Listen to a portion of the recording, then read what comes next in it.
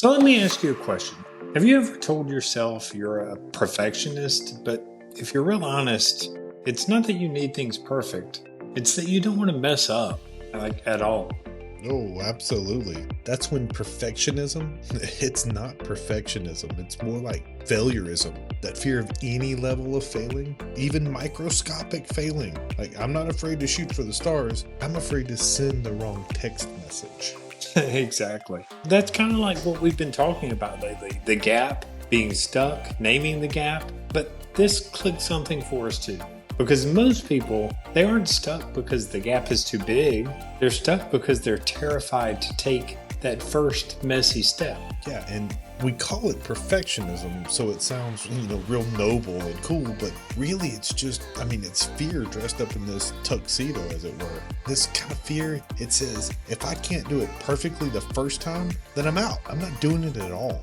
And when you're living like that, the gap doesn't just stay open, it grows. Because avoidance is still a decision. It's a decision to stay right where you are. That's what we want to unpack today.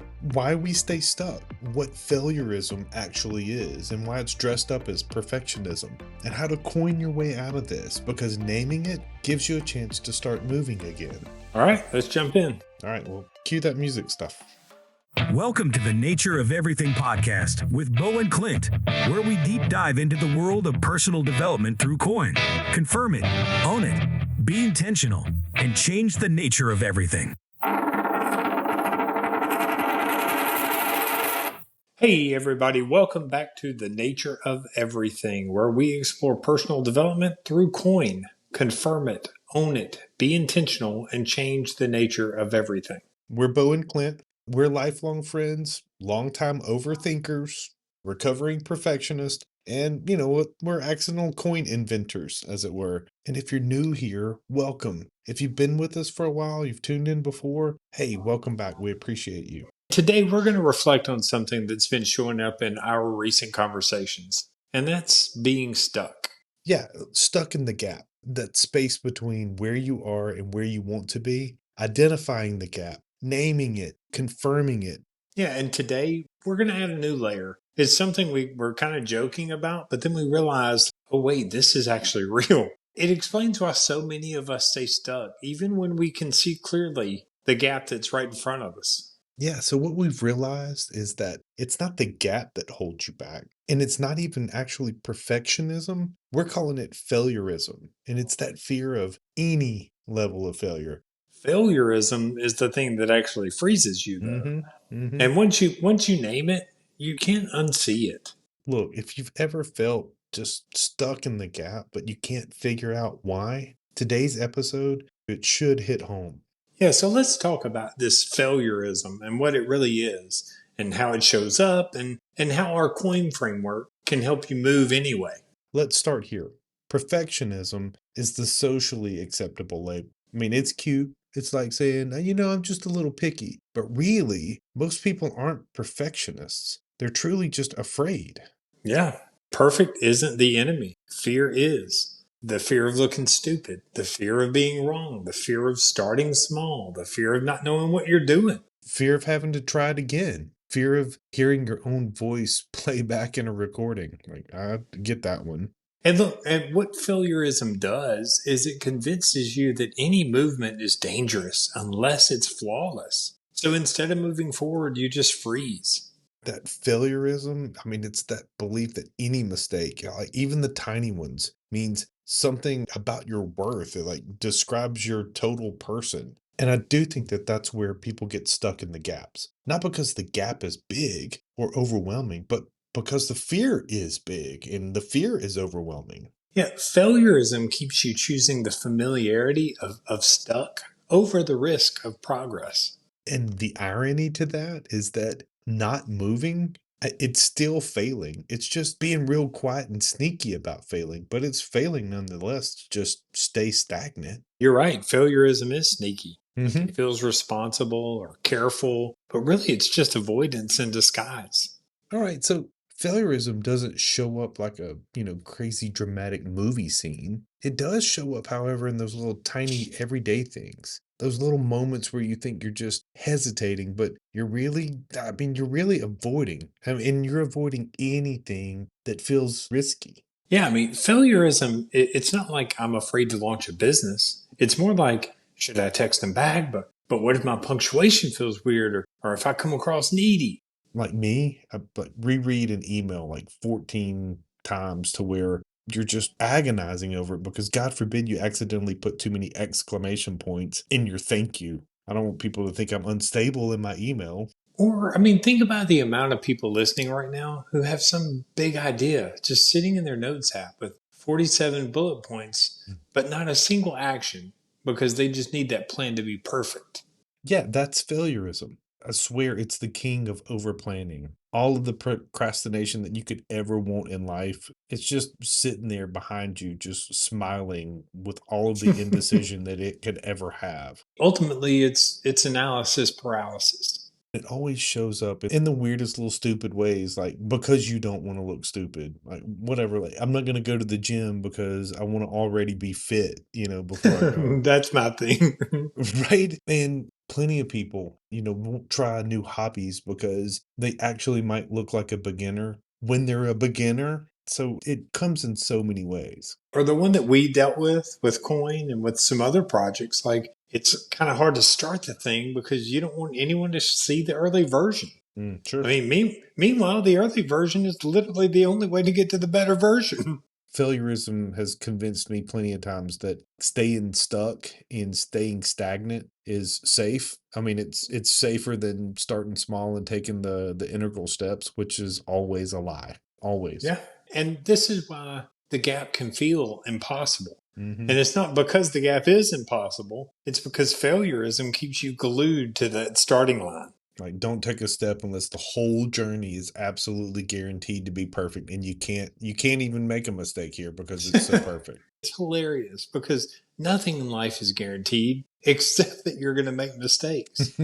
And those mistakes are usually those exact coins, those little nuggets of wisdom that you learn along the way. So, with that, then let's run this through Coin because this is where things start to shift. And failureism sounds like the problem, but Coin gives you a process to actually move through it. Because coin, it doesn't care about perfection. Coin only cares about clarity and movement. So, first step is to confirm it. You can't close a gap that you refuse to name. So, instead of calling it perfectionism, which again, like you said, it sounds noble, call it what it really is. And it's fear.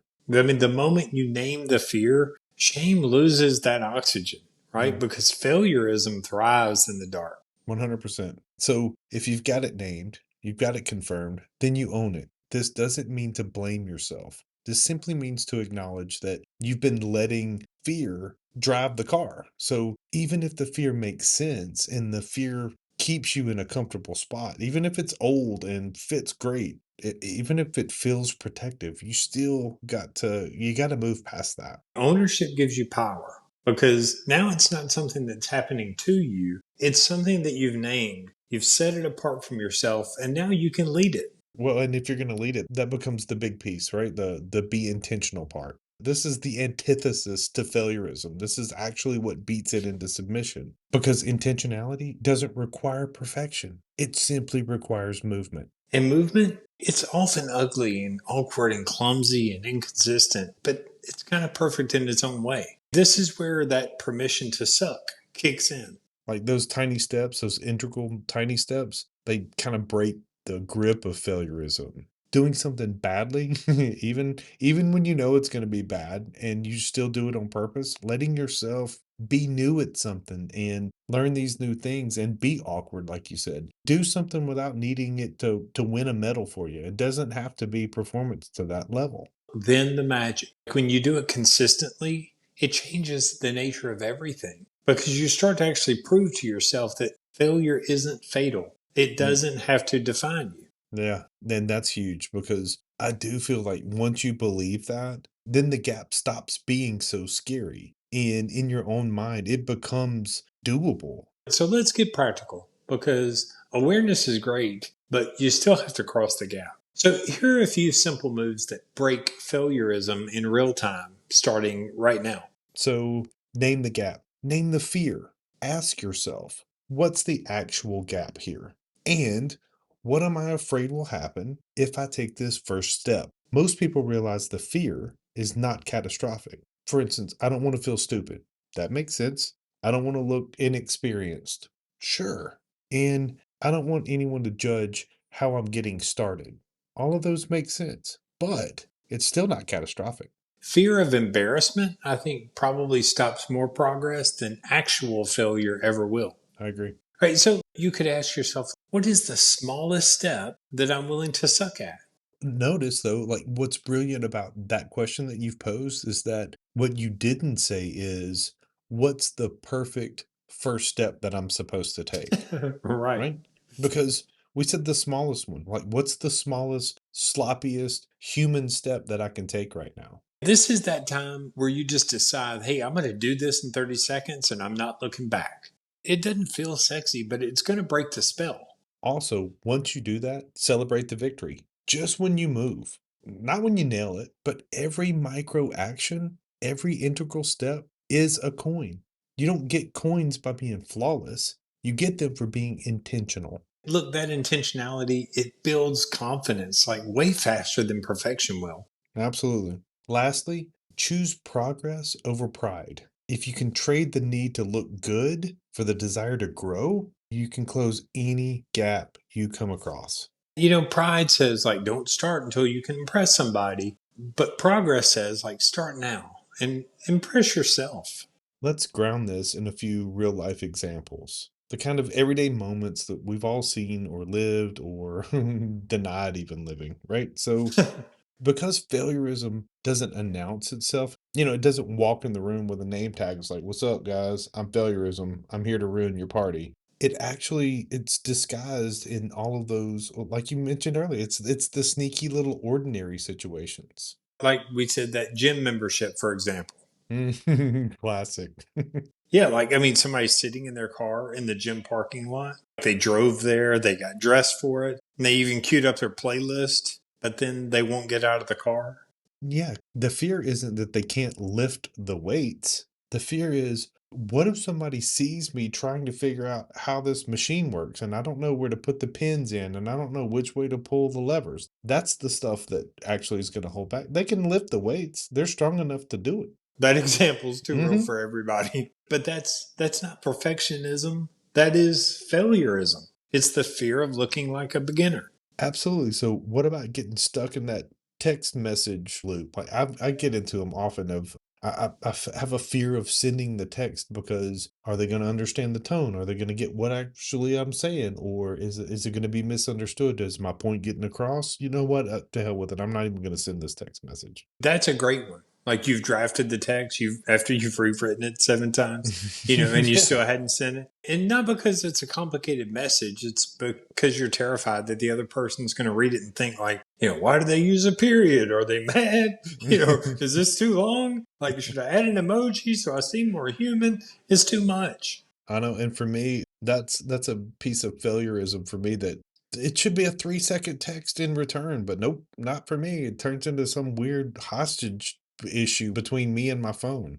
So yeah, everyday moments. They're small, they're ordinary, but they're exactly where failureism does its very best work. I still think that's why naming it like really matters because you said it earlier, like once you see it, you can't unsee it. But you can coin it. You know what?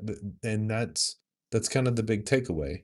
Failureism isn't some dramatic psychological condition. It's just this everyday fear that keeps us frozen inside the gap. Not even the big failures, like we've said. It's not the big stuff. It's the tiny ones. The stuff that shouldn't matter at all, but somehow it's the stuff that just gets us stuck. And once you name it, it loses that power. Because now, when you catch yourself stuck, it's not like I'm lazy or I'm unmotivated or scattered or whatever your thing is. It becomes like, oh, I'm afraid of messing this up. And that's a gap you can cross. Yeah, for sure. Failureism thrives when you pretend that it's not there. Mm. That's what helps it grow strong. It dies when you name it. And when you take that one intentional step away from it, it's getting smaller and smaller until it doesn't exist anymore.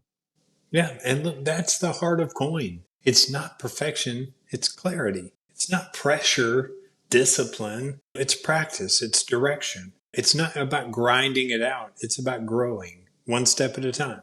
Yeah, and the crazy thing is, when you start taking those tiny, imperfect steps, you start realizing that never was failing ever fatal. It's actually like fuel to get you to the next step and the next and the next. I argue that those little stumbles are the coins. They're the little pieces of wisdom. They're the feedback. I mean, they're actually the proof that you're moving. And momentum is built on every little average step that you take. So look, if you're here with us now, like, and you feel stuck right now, promise you, you're not behind the curve. You're not unique in that. And for sure, you're not late to the party. You're just human. You're just figuring it out like the rest of us, which means you're allowed to move without having it all figured out. You can make these steps without knowing the perfect plan. All you need is one small move today, even a messy one, or maybe especially a messy one. Definitely a messy one. I'm gonna make some messy steps all day. That's what I'm doing today. Like, that's what you got. You got messy steps. So what? Get it moving.